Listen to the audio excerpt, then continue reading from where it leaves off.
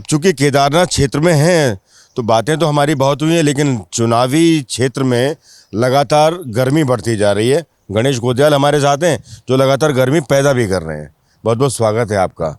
ये गर्मी लगातार पैदा कर रहे हैं आप, क्योंकि इतना ठंडा मौसम है और ये गर्मी बढ़ती जा रही है। पूरे बीजेपी के जो बड़े नेता हैं वो लगातार अब दस्तक दे रहे हैं अकेले गणेश गोदियाल से भिड़ने के लिए। मुख्यमंत्री पुष्कर सिंह धामी भी लगातार मंच से आपका नाम ले रहे हैं, क्या वजह है? मैंने पहले ही कहा कि ये तो मेरा सौभाग्य है कि उत्तराखंड के मुख्यमंत्री मेरा नाम ले रहे हैं, और मैंने कहा कि यह अधिकार बड़ों को होता है कि वो छोटे लोगों से क्या रिश्ता रखें।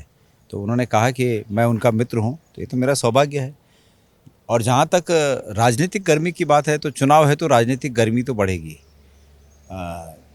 मेरा ये मानना है कि केदारनाथ के मुद्दों पर अगर मुख्यमंत्री जी बात करें तो ज़्यादा बेहतर होगा। अभी कल जैसे कि परसों उन्होंने मेरा नाम लेकर कुछ बातें की और मैंने कल उन बातों को आगे बढ़ाया। कल उसकी परिणति इस रूप में हुई कि भारतीय जनता पार्टी के सोशल मीडिया के द्वारा, या मैं समझता हूँ मुख्यमंत्री जी के प्रयास से, एक कोई वीडियो बना है जिसमें गणेश गोदियाल को कहा गया कि बड़ा भ्रष्टाचारी व्यक्ति है। इतना घोर कलयुग अभी नहीं आया है कि जो उत्तराखंड के हमारे जो लोग हैं वो न समझ पाएँ कि गणेश गोदियाल किस प्रकृति का व्यक्ति है। और अगर गणेश गोदियाल भ्रष्टाचार में लिप्त है तो तुम्हारी सरकार घुइयाँ छील रही है। गणेश गोदियाल को डालो ना अंदर, गणेश गोदियाल पे दर्ज करो ना। सिर्फ बिना पहचान के कि कौन व्यक्ति इसको बना रहा है, कौन व्यक्ति इस तरह की खबरों को प्रसारित कर रहा है, बिना अपने पहचान के किए, ये तो लगता है कि पीछे से वार करने वाली बात है। सामने से जैसे मैं कर रहा हूँ मुख्यमंत्री जी पे या भारतीय जनता पार्टी पर वार कर रहा हूँ, मैं सामने से कर रहा हूँ, फेस दिखाकर कर रहा हूँ, सोशल मीडिया में कर रहा हूँ, वैसे आके बोलो ना जो बोलना है। तो आप परेशान कर रहे हैं बीजेपी को? देखिए मैं कोई परेशान नहीं कर रहा हूँ। बीजेपी ने जो किया है मैं उसको जनता के सामने बता रहा हूँ। अब उससे बीजेपी परेशान हो रही है, उससे मुख्यमंत्री जी परेशान हो रही हैं। ये मैंने बोला उनको कि आप दिल्ली जाकर केदारनाथ धाम की स्थापना करें, और उसके बाद कितने अफसोस की बात है कि कल मुख्यमंत्री जी केदार की शपथ ले रहे हैं। आज मैंने मेरे सोशल मीडिया पे मैं डालूंगा मुख्यमंत्री जी के 2 वक्तव्य। एक में वो कह रहे हैं कि केदारनाथ धाम की स्थापना हम दिल्ली में कर रहे हैं, सब लोग यहाँ आके आगे दर्शन करेंगे, और दूसरा कल कह रहे हैं कि शपथ कि मैं केदार की सौगंध खा रहा हूँ कि मैंने ऐसा कुछ किया ही नहीं। तो कितना दोगलापन है ये। तो ये जनता के सामने एक्सपोज होना चाहिए, और वो उनको अधिकार है कि मुझे भी करें, एक्सपोज करें मुझे सच्चाई के साथ, झूठ के साथ नहीं। झूठ से ठीक है आप थोड़ी देर के लिए किसी की इमेज को ख़राब कर सकते हो, गणेश गोदियाल ही क्यों ना हो। अगर मैं झूठ बोलूँगा धामी जी का तो थोड़ी देर के लिए क्यों ना मैं उनकी इमेज को ख़राब कर दूं, लेकिन जो सच होगा तो सामने आएगा, वो बोलेंगे कि भाई सच ये है, वो प्रमाण देंगे उसके। मुझे कहा जा रहा है कि इन्होंने भी एक मंदिर को बनाने में से लाए ना उस प्रमाण को सामने, मेरी प्रेजेंस वहाँ, समाचार पत्रों की कटिंग, उस समिति के लोगों का वक्तव्य, कुछ तो लाए, मुझे लाएँ कि भाई मेरा क्या सहयोग है। तो खाली झूठ बोलने से नहीं चलता, इसलिए गर्मी इसलिए पैदा हो गया, और होनी भी चाहिए। ठंड का मौसम आ गया तो थोड़ी गर्मी तो होनी चाहिए। बड़े बड़े नेताओं ने दस्तक दे दी है, चाहे वो अनिल बलूनी जी हों या फिर त्रिवेंद्र सिंह रावत हों, और भी बड़े नेता हैं जो इस समय यहाँ पर मौजूद हैं।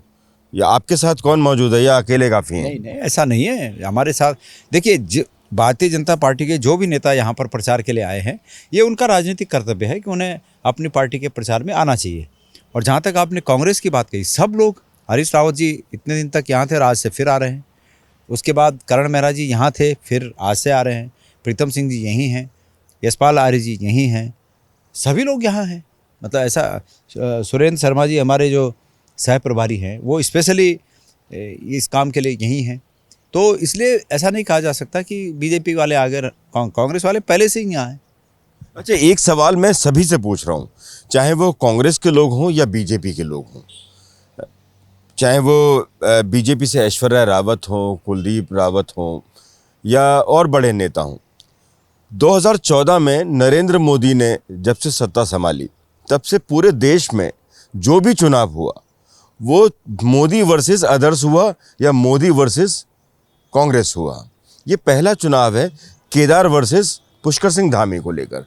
क्या स्टैंड है इस पे, और ये आखिर ऐसा बदलाव क्यों हुआ?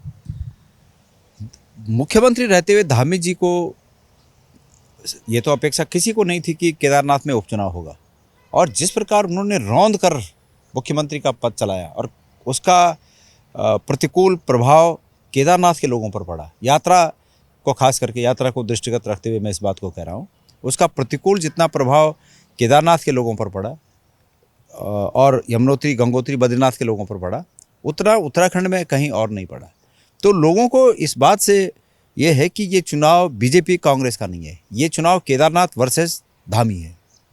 इसलिए लोग इस चुनाव को केदारनाथ वर्सेस धामी, आप ये समझ लीजिए, और इस बात को मुख्यमंत्री भी समझते हैं। आप समझ लीजिए, अब तक प्रचार के रूप में मुख्यमंत्री जी की सिर्फ एक सभा यहाँ हुई है। तो ये इस बात को दर्शाता है कि बीजेपी के कुनबे को भी ये पता है कि जितना धामी जी को हम यहाँ घुमाएंगे उतना नुकसान होगा। तो धामी जी को भी साइड रखने की बात हुई है। ये ज़्यादा से ज़्यादा 2-3 सभाएं होंगी बस। जिस प्रकार से धामी जी का पूरा कैरियर इसमें दांव पे लगा हुआ है, और ये माना जा रहा था कि उन्हें तो घर घर गांव गांव जाना चाहिए। वो मुझे कह रहे हैं कि गणेश गोदियाल रामलीलाओं में जा रहा है, शादियों में जा रहा है, ब्याह में जा रहा है, तो भाई जाए, वो भी जाए, उनको रोका है क्या किसी ने? पर वो इसलिए नहीं जा रहे हैं कि ये रिपोर्ट है कि वो जितना जाएंगे उतना नुकसान होता जाएगा। आप प्रदेश के युवा मुख्यमंत्री को कह रहे हैं कि उन्होंने केदारनाथ जैसे एरिया को रौंद कर रख दिया, क्षेत्र को रौंद कर रख दिया, रामलीलाओं में जाने पर आपत्ति कर रहे हैं। नहीं लगता आपको कि कुछ ज़्यादा कर रहे हैं आप? नहीं, ज़्यादा क्या हुआ इसमें ज़्यादा क्या हुआ? जो किया उन्होंने वो हम बता रहे हैं। आप ये बताइए ना, गुजरात की एक कंपनी ऋषिकेश में आई, कल वो परसों जब वो आए थे अपने यहाँ एक प्रोग्राम में सालसौड़ में, तो वहाँ कह रहे थे वो कि भाई यात्रा कोई यहाँ से डाइवर्ट कहीं होती है क्या? यात्रा में अव्यवस्था हुई क्या नहीं, ये इस बात का जवाब दें। ये तो लोगों का अंदेशा है, जिस बात को कह रहे थे, जिन जगहों का नाम ले रहे थे, लोगों का अंदेशा और विश्वास है कि इन्होंने जानबूझकर वहाँ की तरफ भेजने के लिए इस तरह मतलब कोशिश की। लेकिन ये तो सब जानते हैं कि अफरा तफरी हुई, 2-2 किलोमीटर की लाइनें लगी रही और उस लोगों का रजिस्ट्रेशन नहीं हुआ। क्या आवश्यकता थी गुजरात की कंपनी को काम देने की? क्या आवश्यकता थी लोगों को डिले करना? देखिए, लोग आते हैं, यात्री प्रोग्राम के हिसाब से आते हैं कि हम पहले दिन ऋषिकेश, दूसरे दिन हम सुबह प्रातः चलेंगे और प्रातः चल के हम पहुँचेंगे ऊखीमठ या गुप्तकाशी, ऐसा प्रोग्राम बनाते हैं ना। तीसरे दिन फलां जगह, चौथे दिन फलां जगह, और जब पता चला 3 दिन तक रजिस्ट्रेशन ही नहीं हुआ और उनके वापस जाने का समय आ गया, तो फिर वो ऐसे डेस्टिनेशन की तरफ रुख किए कि जो वो 2-3 दिन में, अगले 2-3 दिन में पूरा कर सकते हैं, और फिर जहाँ से भी उनके टिकट रहे हों, रेलवे के, दिल्ली से रहे हों या किसी और स्टेशन से रहे हों, वहाँ तक उनको पहुँचना होता है। तो मुख्यमंत्री जी को ये बात समझनी चाहिए। ये व्यावहारिक दिक्कत उन्होंने पैदा की, और अगर उन्होंने नहीं की तो किसने की, उनको ये बताना चाहिए। अगर उन्होंने नहीं की दिक्कत पैदा तो किसने की दिक्कत पैदा? ये तो साफ है कि इस पर जवाब देना चाहिए कि केदारनाथ में 5 लाख के करीब लोग कमाए, बद्रीनाथ में कमाए, यमुनोत्री में कम हुए, गंगोत्री में कम हुए, जबकि उम्मीद ये थी कि यात्रियों की संख्या बढ़ेगी, लेकिन बड़ी संख्या कम हुई। तो क्यों हुई? इसके लिए कौन जवाबदार है? ये भी तो मुख्यमंत्री जी को बोलना चाहिए। खाली दूसरे के ऊपर आरोप लगा के चल जाएगा क्या कि गणेश गोदियाल ने ये कर दिया और कांग्रेस ने ये कर दिया? कांग्रेस और गणेश गोदियाल तो बोलेगी, हम तो विपक्ष में हैं। विपक्ष में अगर विपक्ष के नेता नहीं बोलेंगे तो जनता की आवाज़ उठाएगा कौन? विपक्ष के नेताओं को तो बोलना चाहिए। गोदियाल साहब, आरोप और प्रत्यारोप तो चलते रहेंगे, लेकिन एक महत्वपूर्ण सवाल ये है, 23 तारीख को गणेश गोदियाल क्या बोलने वाले हैं हमारे साथ? आपके साथ 23 तारीख को मैं ये बोलने वाला हूँ कि केदारनाथ की जनता को बहुत बहुत बधाई, और केदारनाथ की जनता ने जो ये आशीर्वाद हमें दिया है उसके लिए हम हमेशा उनके ऋणी रहेंगे। मैं ये बोलने वाला हूँ आपको। हमारे से बात करने के लिए बहुत बहुत धन्यवाद। अब जैसा कि गणेश गोदियाल के बारे में सर्वविदित है, जो बोलते हैं तीखा बोलते हैं, लेकिन आज मीठा भी कुछ बोला है। 23 तारीख की जो भविष्यवाणी है वो उन्होंने पहले ही कर दी है। आज के लिए बस इतना ही। नमस्कार।